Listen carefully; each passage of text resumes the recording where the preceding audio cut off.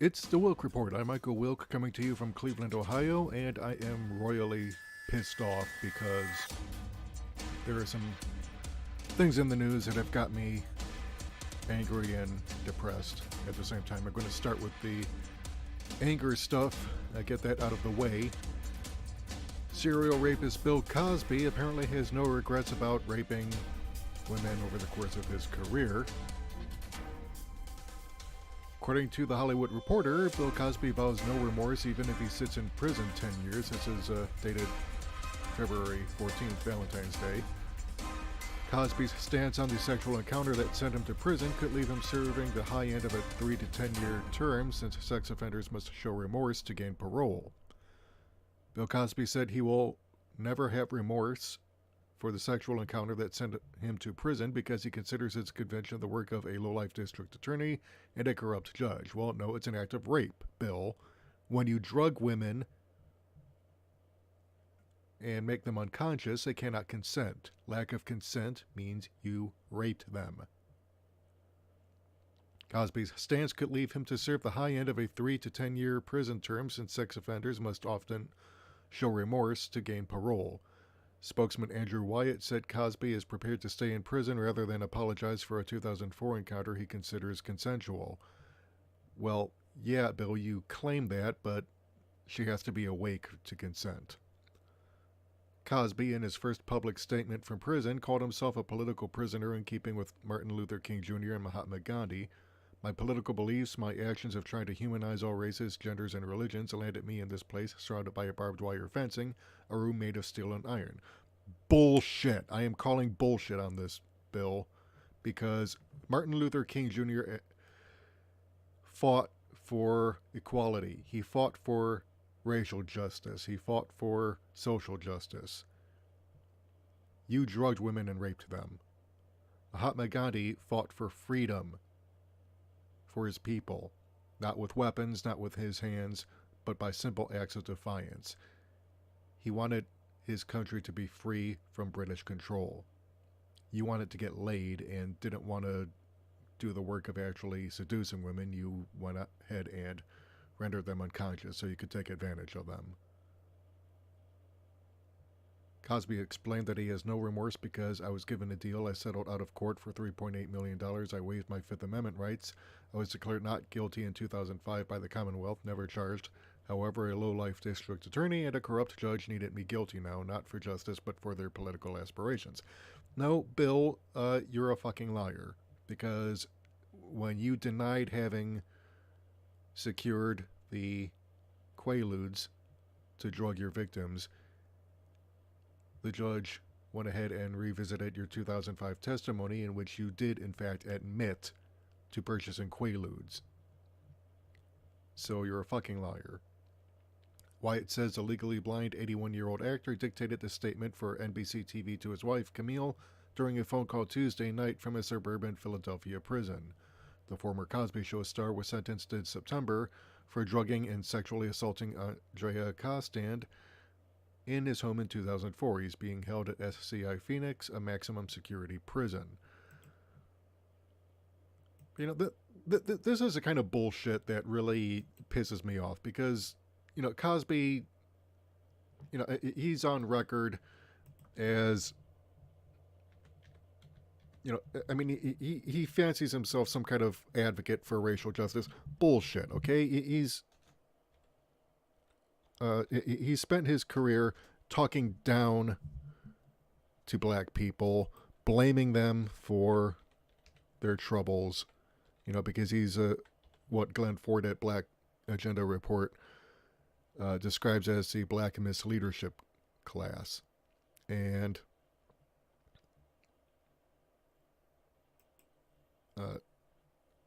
what is most outrageous is that Cosby, you know, he basically, he said, in fact, in 2004, in fact, I'm calling it up right now, this is courtesy of spectator.org. All right, Bill Cosby's show. No, it's not coming up here. Let me see if I can find this. All right, yeah, Jimmy Israel, Chicago Tribute, May 31st, 2004. Demeaning poor African Americans. Bill Cosby caught a lot of ink lambasting the black youth and the underclass during a recent dinner at Constitution Hall in Washington, marking the 50th anniversary of the Brown vs. Board of Education Supreme Court decision.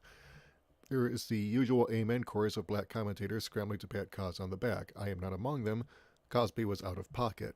He talked down his nose at people who love and revere him, having obviously forgotten what it means to be young, black, and poor in America. Cosby went on about the poor English many poor blacks use. He has forgotten those heady days of his early 70s comedy records, not to mention Uptown Saturday Night and Let's Do It Again, those funkified fables he starred in with Sidney Poitier that were seasoned liberally with lewd, bluish dialogue and heavily immersed in the vernacular and jive talk of the day. Somehow, Cosby thinks he is the only person who has learned to switch between black vernacular and standard English. Given, he's trying to make a point about misplaced priorities in the black community, but it comes off like an elitist looking out the window of his Mercedes, dabbling Grey Poupon on a croissant and a duck breast after a hard day on the links, lamenting the Negro problem.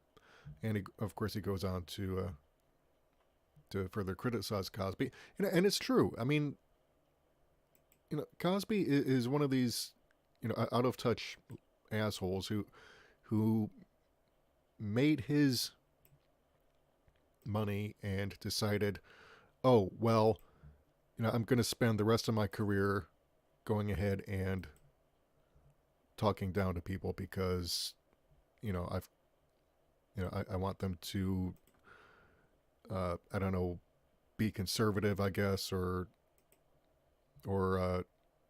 take responsibility for their actions. But Bill, you're not taking responsibility for your actions. You drugged women. You took advantage of them. You raped them. Grow up. All right, so moving on. Another outrageous bit of assholery, this time from Jussie Smollett of Empire fame. Police say he faked his assault in order to advance his career. Let's go ahead and close out these goddamn ads. I freaking hate this. You wonder why I use a pop-up blocker. All right, so yeah, USA Today, police said he stages attack to promote his career and increase his salary. Chicago, Empire actor Jussie Smollett choreographed a homophobic, racist attack against himself with the help of two brothers he knew in an attempt to raise his profile because he was dissatisfied with the salary he was making, police said Thursday. Smollett, who is gay and black, staged the January 29th attack to look like a hate crime to take advantage of the pain and anger of racism to promote his career, said Police Superintendent Eddie Johnson. First, Smollett attempted to gain attention by sending a false letter that relied on racial, homophobic, and political language. When that didn't work, Smollett paid $3,500 to stage this attack. The stunt was orchestrated by Smollett because he was dissatisfied with his salary, so he concocted a story about being attacked. And looks like he faces felony charges as of today for filing a false police report. This is according to People.com. The 36-year-old actor was charged with filing a false police report about his alleged hate attack on Wednesday. Anthony, I'm not even going to try and mispronounce that because I don't want to mess it up. But the chief communications officer for the Chicago police confirmed on Twitter on Thursday morning that the Empire actor is under arrest and in custody of detectives. Tom Ahern, Deputy Director of News Affairs and Communications for the Chicago Police, also confirmed the arrest on Twitter, writing, Chicago police detectives take Empire actor Jussie Smollett into custody to face Class 4 felony charge punishable for up to 3 years in prison for disorderly conduct in falsifying police report. Smollett's bond hearing is scheduled for 1:30 p.m. Central Standard Time on Thursday. So yeah, this is this is really a dickish move by this guy because you're not doing any favors for blacks or LGBT people by staging this, okay? I mean, because there are daily shootings, black people, brown people, red people, LGBT people who are regularly abused and even killed by police in this country, or by racist and homophobic whether they wear a badge or not, they're still racist and homophobic. This is a daily thing, okay? This is fact. This is reported on every single day in the news in this country, to the point where it's become, I don't want to say routine, but it really is so commonplace that people, I think they get outrage fatigue at this. And you are not helping this by fabricating an attack just so you can go ahead and, try and get a pay raise. I mean, this is disgusting. I mean, if this is true and he really did fake this, then I have to say, fuck you, Jussie, because you just screwed not only yourself, but black people and LGBT people more broadly, who already have to go through shit just to be taken seriously and to be believed when they're accused of all sorts of things that they didn't do and go to prison for, and here you are kind of feeding into that. So fuck you. I just can't begin to tell you how disappointed I am that this continues to be a thing where, you get people who really should know better. They're supposed to stand up and be examples to their communities, and they just go ahead and pull this shit. So anyway, final item of the day, which is what really has me depressed, is actor Bruno Ganz has passed away at the age of 77. And the Hollywood Reporter article refers to him as a downfall actor, where he played Adolf Hitler during his final days in his bunker. But he was so much more than that. He was in Wings of Desire, The House that Jack Built. He was in Werner Herzog's version of Nosferatu, where he turned in a very good performance. The Swiss actor, whose career included playing an angel in Wings of Desire and the voice of death in Lars von Trier's The House that Jack Built, died in Zurich after a long illness. Bruno Ganz, one of Europe's most acclaimed film and theater actors, was best known for his towering performance as Adolf Hitler in the Oscar-nominated Downfall, a performance that earned him accolades and launched a million memes. He has died. He was 77. Ganz's management confirmed that the Swiss actor died Friday evening at his home in Zurich following a long illness. This was last Friday. He was an iconic figure in the German-speaking world and beyond.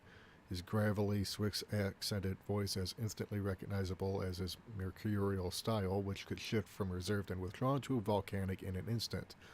Born in Zurich on March 22, 1941, to a Swiss mechanic father and a northern Italian mother, Ganz caught the acting bug early while at university. Like most actors of his generation, he began on the stage, first under director Kurt Hübner at the Bremen State Theater. In 1970, together with Peter Stein, Ganz founded the alternative, I'm going to try and pronounce this correctly, Schaubühne Theater in Berlin.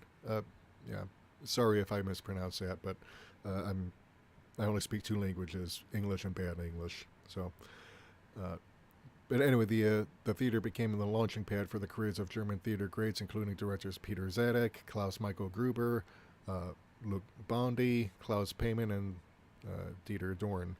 In performances of plays by Thomas Bernhard, Peter Handke, or Bodo Strauss, Ganz, the actor, showed his masterly command of the German language with all its subtlety, warmth, precision, and menace. Stein adapted several of their theater performances for the screen, and Ganz started TV adaptations of Bertolt Brecht's Die Mutter and Henrik Ibsen's Peer Gynt, both in 1971, and Max Gorsky's Summerfolk in 1976. It was Ganz's introspective performance as Zhagov Shalamov in Summerfolk that caught the attention of a wider audience and launched his career in film and TV. And of course, he also played alongside Klaus Kinski's Vampire in Nosferatu the Vampire in 1979. And that's actually where I first got my introduction to Gans. It was in Nosferatu the Vampire. Uh, yeah, and Herzog has had this very great idea to cast him, and the performances in that film, are very subtle, very muted. It's horrifying in the actions that take place, not in whether the actors try to scare you. It's more psychological horror.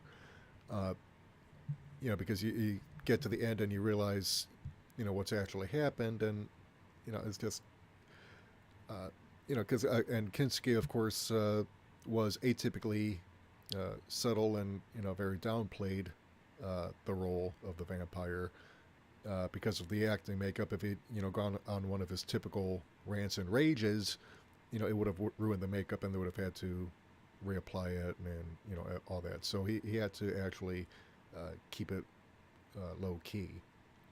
And Gans himself, unfortunately, he doesn't get much to do in the film. It's more a Klaus Kinski vehicle than anything else.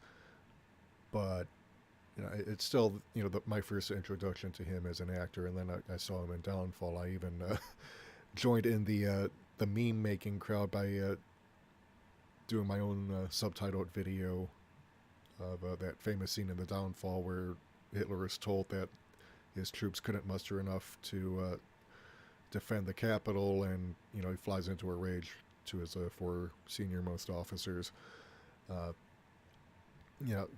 and oddly enough, that the people behind that film actually didn't mind all the joke videos and memes because as far as they were concerned, you don't want to give too much gravitas and importance to the Nazis because they don't deserve it. And also, it helped sell the film, but the studio went ahead and got a bunch of videos taken down from YouTube. So it's like, yeah, but this is really sad bit of news here that has me feeling down. So yeah, what do you think? Let me know in the comments. I'm especially interested to hear what you have to say about Bill Cosby and Jussie Smollett. I think they're disgraces who've done a lot more harm than good for their respective communities. Uh, I'll provide links in the description below. Let me know what you think. If you like what you hear and you want to hear more, hit the subscribe button and the bell icon to receive notifications whenever we upload new content. And if you want to help support the channel, hit the link to the Patreon or Subscribe Star pages, become a donor, receive the rewards in the sidebars. This is Michael Wilk for the Wilk Report saying take care, good night, I'm out.